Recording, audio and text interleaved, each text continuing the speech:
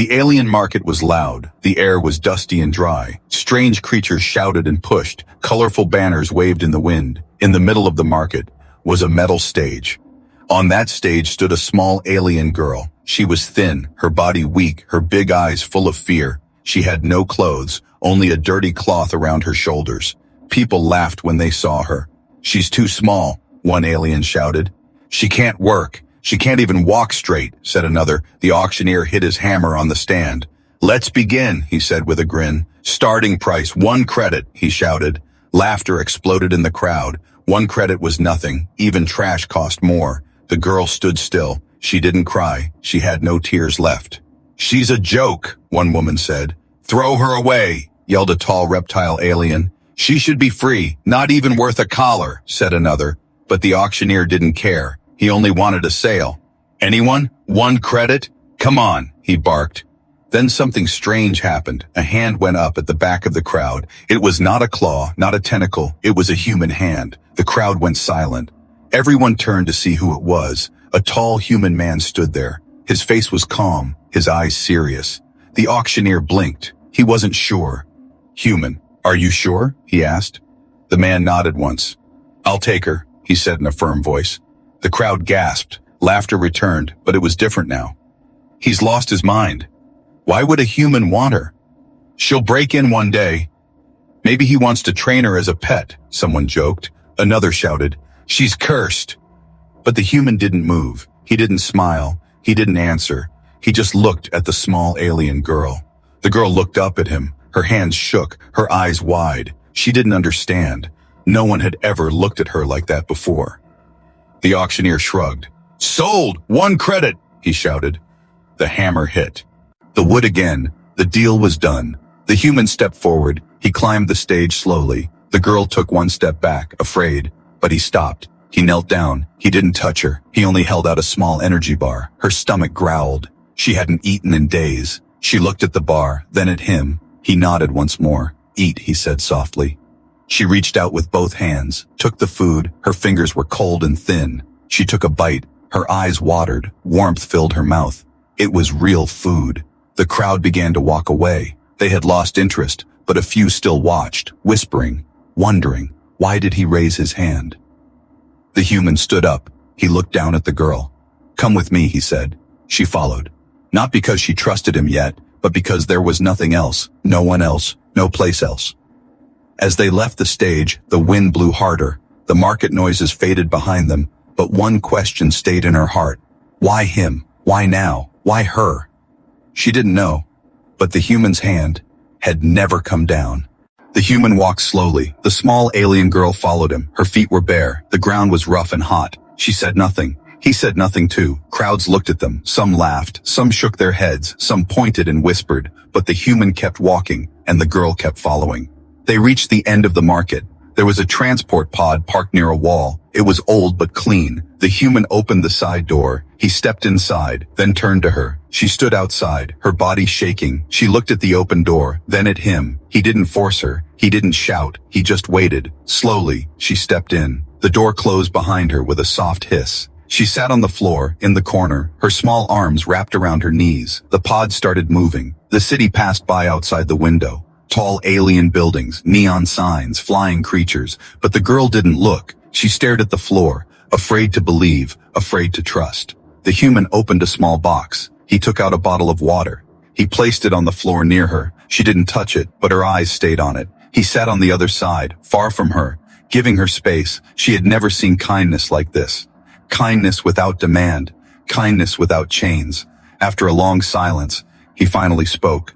"What's your name?" The girl didn't answer. Her mouth opened slightly, but no words came. He nodded slowly. "That's okay," he said. Minutes passed. She slowly reached for the water bottle. Her hands trembled. She opened the cap, took a sip, then another. Her dry throat burned, but it felt good. The human looked at her again. "I'm Mark," he said. Still no reply. But she blinked. Her first sign of understanding. The pod stopped. The door opened. A quiet area. No people, no noise. A small house stood nearby. Mark stepped out, turned to her again. "Come," he said gently. The girl hesitated, then stood. Up, her legs weak, but she followed, step by step. Inside the house was warm, not big, but safe. Clean floor, simple chairs, a couch. She stood near the door, unsure. Mark walked into another room. He returned with a soft blanket. He placed it on the couch. "You can sleep here," he said. She looked at the couch. It was soft, softer than anything she had known. She didn't move, still watching him. He didn't push her. He sat down on a chair across the room. He took out a book and began to read, his voice low, reading out loud, not to her, but near her, a soft story about stars and ships that flew across the galaxy. She sat down slowly on the edge of the couch. Her fingers touched the blanket, so warm, so gentle. Her eyes closed for a moment, then opened again, still unsure. Mark didn't look up. He kept reading, page after page, and the girl fell asleep, sitting, her head resting on the couch. That night, for the first time in her life, no one shouted, no one hit her, no one called her worthless, just silence. And one human who never asked why, who just stayed. She didn't know his reason, didn't know his plan, but one thing was clear. His hand was still there, and his choice was still silent, but strong. The sun rose slowly over the city. A soft golden light touched the rooftops. The girl opened her eyes. She was still on the couch, wrapped in the soft blanket. For a moment she forgot where she was. Then she remembered the auction, the crowd, the human Mark. She sat up quickly, looking around the room. It was quiet. She was alone. Her heart raced. Had he left her? Then the door opened. Mark walked in, holding a small bag of food. "You're awake," he said, smiling. She stared at him, not sure what to say. He placed the bag on the table, then pulled out something wrapped in paper. He opened it. A soft, warm bread, alien style. He broke it in half and offered her a piece. She took it with both hands, her fingers still shaky. She sniffed it first, then took a bite. It was sweet and warm. Her eyes widened. It was the best thing she had ever tasted. Mark watched her, then sat down quietly. They ate together in silence. No words, only soft chewing sounds, and small sips of water. After the meal, Mark stood up. He held out a small shirt and pants. "They're not perfect," he said, "but better than nothing." The girl took them slowly, her eyes blinking fast. She walked to the side room and changed. The clothes were big, but clean and soft. She touched her sleeves like they were made of gold. When she came out, Mark was waiting by the door. "Come, he said. "We need supplies." The girl followed him outside. The streets were busier now, shops open, voices loud. She stayed close to him, her eyes wide, looking at everything. Some alien saw them. They stopped and stared. "That's the human who bought the tiny girl. I thought she'd run away. She looks different." Whispers followed them, but Mark didn't stop. He walked straight through the market, calm and confident. The girl saw a cage on one side. Inside it, another small creature, alone, scared. She paused for a sian. Eakin then kept walking. Mark bought food, water, and a small bag for her. He let her choose a scarf from a vendor. She picked a light blue one. When he paid for it, she looked at him. Her lips almost moved. She wanted to say thank you, but the words didn't come yet. As they returned home, a young alien boy shouted, "Hey, human, is she your pet?" The girl froze. Mark turned slowly, his face serious. "She is not a pet," he said. "She's a person." The boy blinked, didn't reply. Mark took her hand gently, not tight, just enough to guide her. They walked on, leaving silence behind them. At home, she sat on the couch again. She looked at her new scarf, then at the human. He was cleaning the kitchen area. She stood up, walked slowly to him, and placed the scarf on the table. He looked at her. She pointed to it, then touched her chest. A small gesture, but full of meaning. Mark smiled. "Thank you," he asked. She nodded. A tiny smile appeared on her face. The walk through the market was over, but something else had started. A bond, soft like her scarf, but stronger than words. The sky turned dark. Stars began to appear above the quiet house. The small alien girl sat on the couch. She held her scarf close to her chest. Mark was in the kitchen, boiling water for tea. The room smelled warm and safe, but her heart felt cold. She looked at the door, then at the window. Could she trust this peace, or was it another trap? Her people had smiled before, then they hit her, they lied, they left her in the mud. She had learned not to believe too quickly. Even if the food was good, even if the human seemed kind. Mark placed a cup of tea in front of her. "It's sweet," he said. She didn't move. Didn't take the cup. He didn't force her. He just sat down again. The silence filled the room like thick smoke. Her eyes watched every move he made. Was he pretending? Was this a game? Would he change tomorrow? Would he sell her again? She stood up slowly, walked to the corner of the room, and sat on the floor. Mark looked up, surprised. "You don't have to sit there," he said. She didn't reply. He nodded. "I'll sleep early," he said. He turned off the lights, left a small lamp glowing in the corner, then went into the other room and closed the door gently. The girl sat alone, her scarf in her lap, the teacup still full. She stared at the walls, her fingers shaking, her thoughts racing. What if he was only waiting? What if this kindness had a price? She had heard of humans taking aliens to strange places. Some never came back. She didn't know if those stories were true, but they echoed in her mind now. Hours passed. The night grew deeper. Wind tapped at the window. The lamp flickered softly. She curled into a small ball like she used to in the cages. Suddenly she heard a sound. A door creaked. Her body jumped. Eyes wide. She held her breath. Footsteps. Slow. Gentle. Mark walked out. He was holding a blanket. He didn't speak, just walked toward her. "Oh." He backed away, her hands up. He stopped, didn't come closer, then slowly placed the blanket on the floor near her and stepped back. "I thought you might be cold," he said softly. "I'll go back now." And he did. He returned to his room, closed the door again. The girl stared at the blanket, her hands still shaking. Then she reached out and touched it. It was soft and smelled like the couch. She pulled it close and wrapped it around herself. It felt like safety. It felt like care. Her eyes filled with tears, but she didn't cry out loud. She just sat there, wrapped in something she didn't understand. Kindness.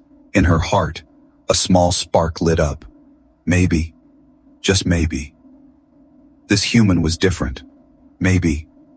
His silence was not a trap, but something strong, something real. She closed her eyes, and for the first time in years, she fell asleep in peace, still afraid, but a little less than before. Morning light touched the walls, soft and golden. The house felt warm, quiet, safe. The small alien girl opened her eyes. She was still on the floor, wrapped in the soft blanket Mark gave her. For a second, she forgot where she was. Then she remembered. The human, the scarf, the tea she didn't drink. She sat up slowly, looked around. Everything was still there, still clean, still calm. Then she heard footsteps. She froze. Her fingers tightened on the blanket. Mark walked out of his room. He smiled when he saw her awake. "Good morning," he said. His voice soft, not loud, not angry. She didn't answer, but she didn't look away either. Mark went to the kitchen. He poured water into a pot, lit the stove.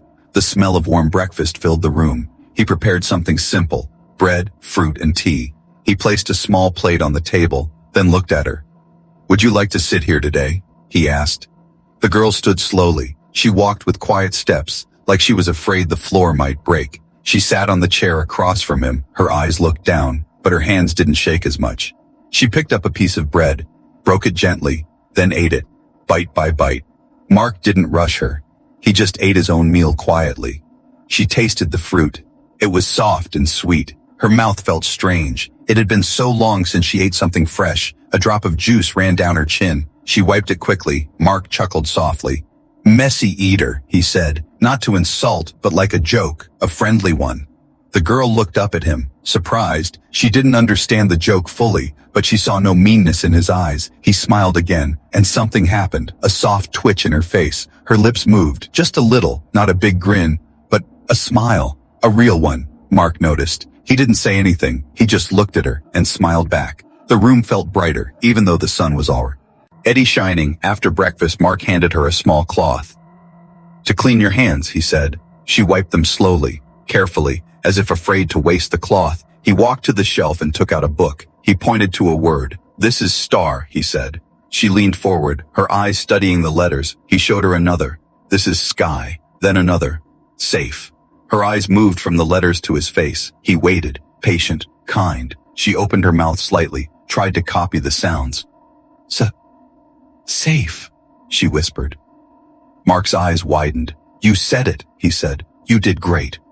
Her heart beat fast. She had spoken. A word, a human word. He didn't laugh at her. He didn't mock. He just looked proud, like she had done something amazing. She touched her scarf again, then looked at the word safe once more. She nodded slowly. Maybe she was. Maybe here. With this human. She was safe. And that morning, for the first time in her life, the smallest alien girl smiled, not because someone forced her, not to please anyone, but because she felt it deep in her chest, a soft, warm feeling growing like a tiny fire, hope. The days passed slowly, but they were good days. The small alien girl learned new words. She learned how to hold a spoon, how to say thank you, and how to smile without fear. Mark gave her tasks, easy ones at first, like folding blankets or watering the small plant near the window. She did each task with care, trying her best. Each time she did something right, Mark smiled. Sometimes he clapped softly and said, "Good job." Those words felt like magic. No one had ever said them to her before. But deep inside, she still had fear. What if it all ended suddenly? What if someone came to take her away again? One morning, Mark said they needed to go to the market. "We're low on supplies," he explained. She nodded slowly.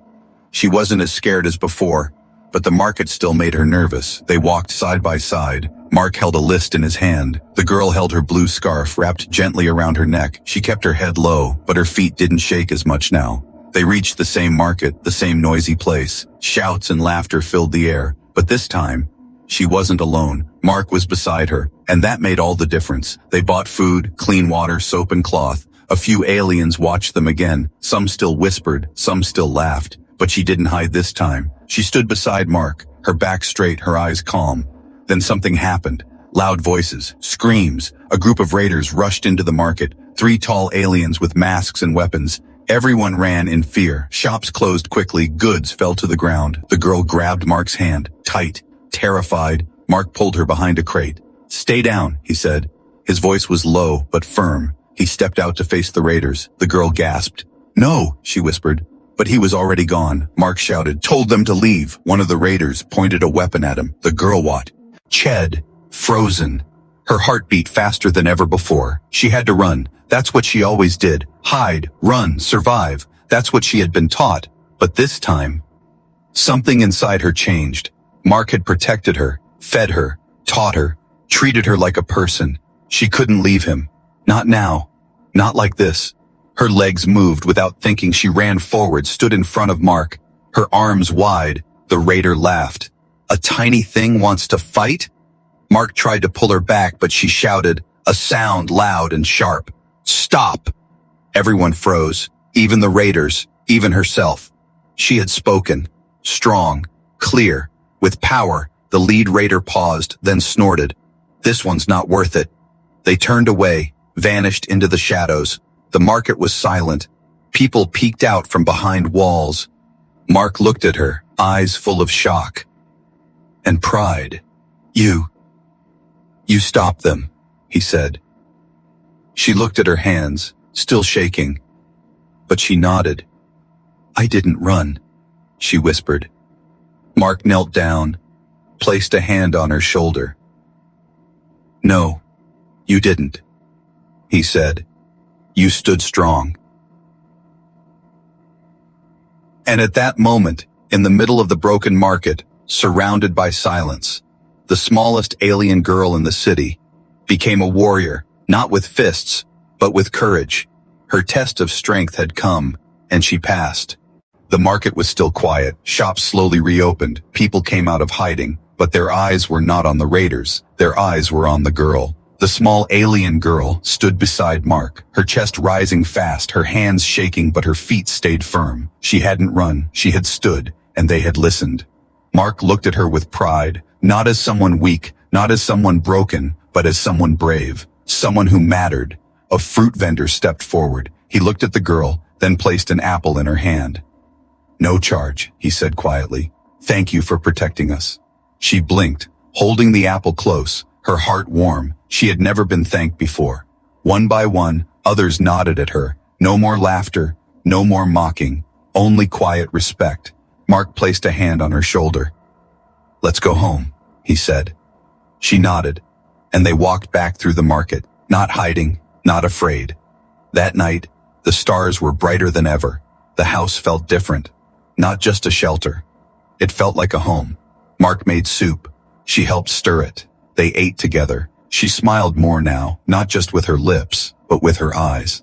After dinner, Mark showed her a small box. Inside it was a necklace, simple, with a small silver charm, a star. "This is for you," he said. She stared at it. Her fingers touched the charm gently. "Why?" she asked softly. Mark smiled.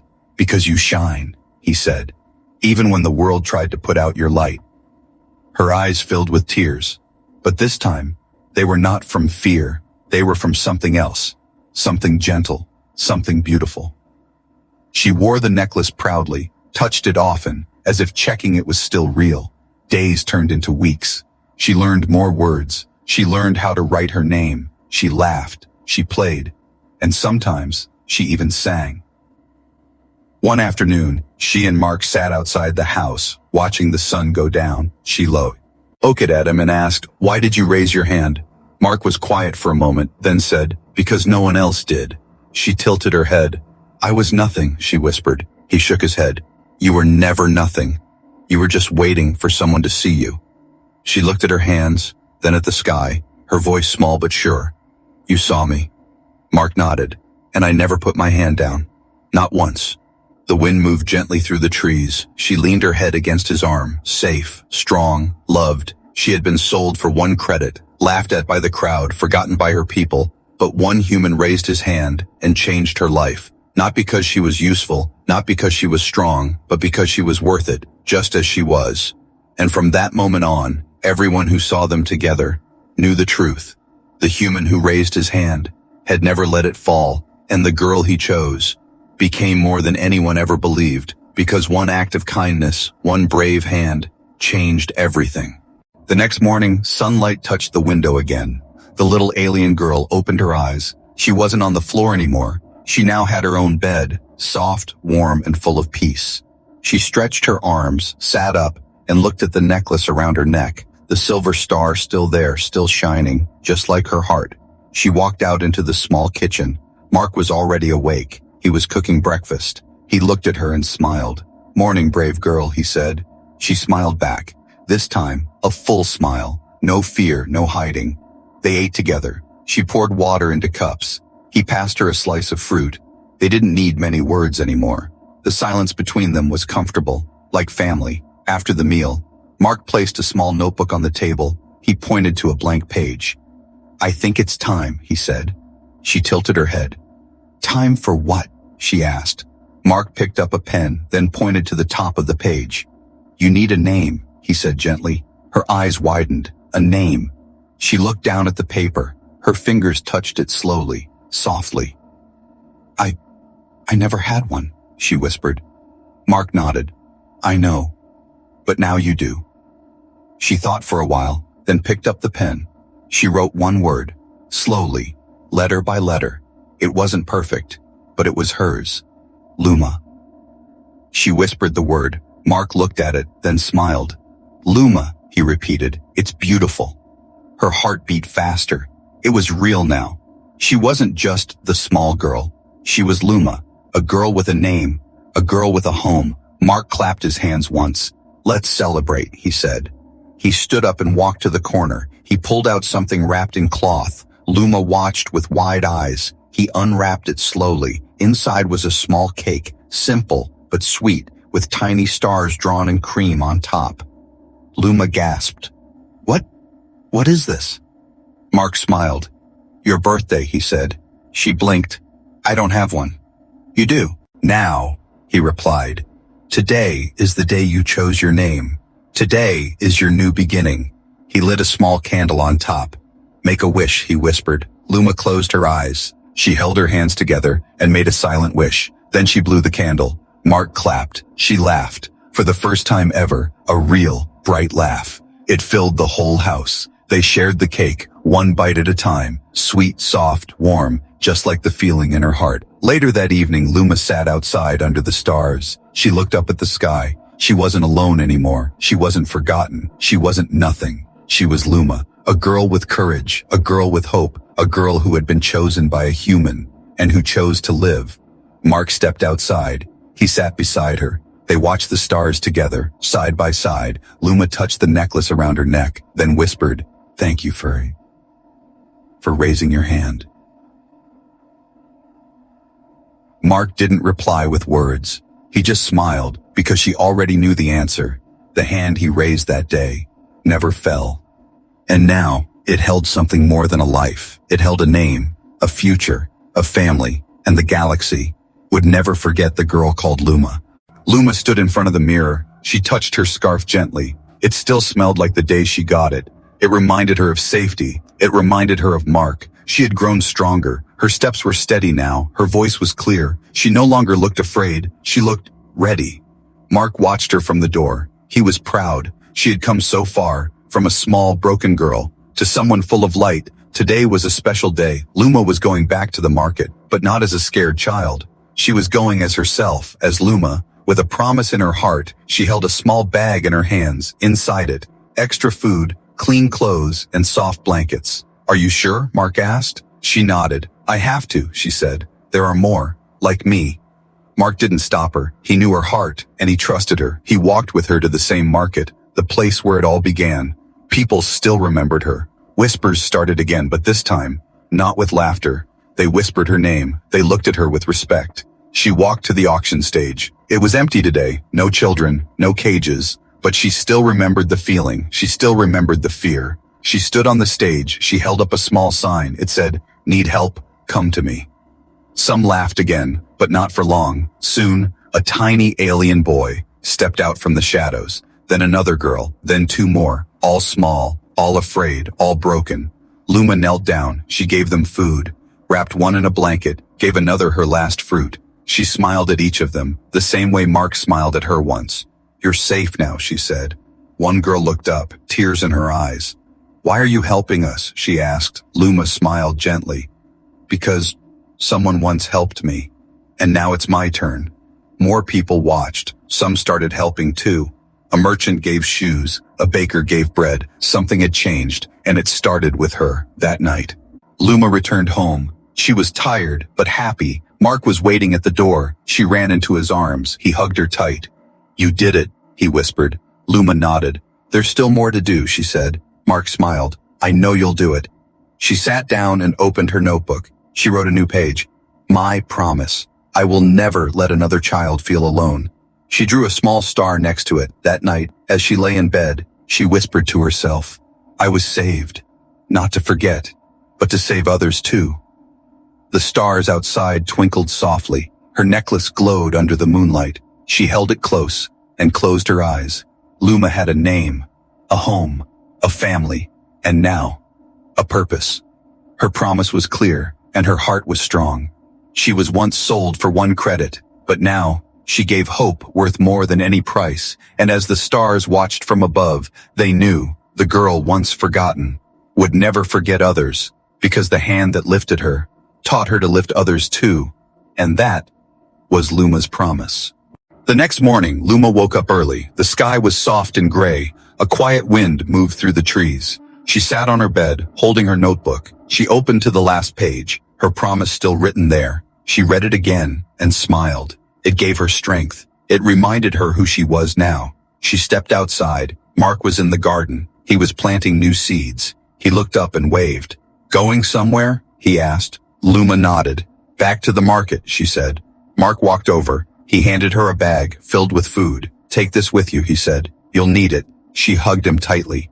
"Thank you," she whispered, "for everything." Then she walked away, not afraid, not hiding. She walked like someone who belonged, because now she did. At the market, things had changed. People had begun to care more, all because of one small girl who once had nothing. Luma set up a small table. She placed fruits, bread, and clean clothes on it. A small sign stood next to her. "If you are hungry, you can eat." A mother with 2 children approached. She looked tired. Her clothes were torn. Luma stood up. She gave the children fruit and smiled at the mother. "No payment," she said. "Just kindness." The mother's eyes filled with tears. "Why are you doing this?" she asked. Luma's answer was simple. "Because someone did it for me." By evening, more people came. A young boy brought extra bread to share. A shopkeeper gave her extra cloth. Even the grumpy merchant from before gave her a chair to sit on. "You've got heart, kid," he said. Luma smiled and thanked him. Kindness was spreading, like light through the cracks. And it all began with one moment, one human, one raised hand. Later that night, Luma walked back home, her bag empty, but her heart full. Mark was waiting with warm soup. She sat down beside him, tired but happy. She told him about the day. He listened quietly, smiling at every word. "I think the world is changing," she said. Mark nodded. "And you're part of that change." Luma looked at her scarf, still blue, still strong, like her. She stood and looked out the window. The stars were bright, the same stars she used to stare at in silence. Now they felt closer, now they felt like home. She turned to Mark. "I want to teach others," she said, "not just give food. I want to teach them how to smile again." Mark's eyes softened. "I think you already are," he said.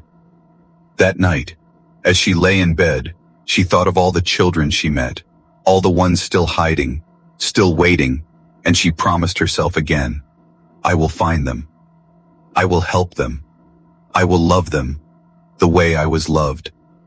The circle was complete now, from nothing to everything, from fear to love, from pain to purpose, and all because one hand didn't fall, one voice didn't shout, one heart didn't give up, and one small alien girl became a light that others could follow.